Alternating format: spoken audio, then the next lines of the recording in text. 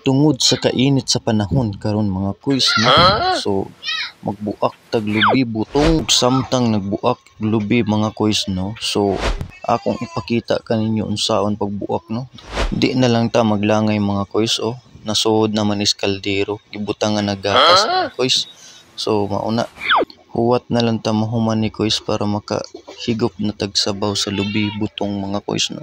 Samtang gibubuan na nagatas daghan diha mga kuys no, naginamhinam na ta kuys nga.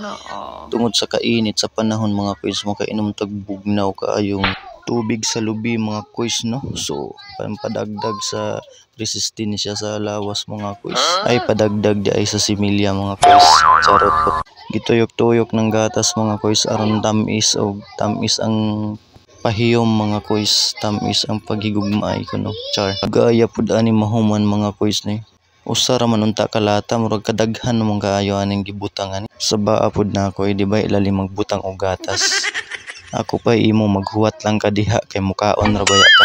Nahuman na jud taon unsa man makainom na ta ani. So mauna diha mga kuys nahuman naman di ay so adto ta sa payag nato mga kuys. So inom-inom nami og gatas mga kuys.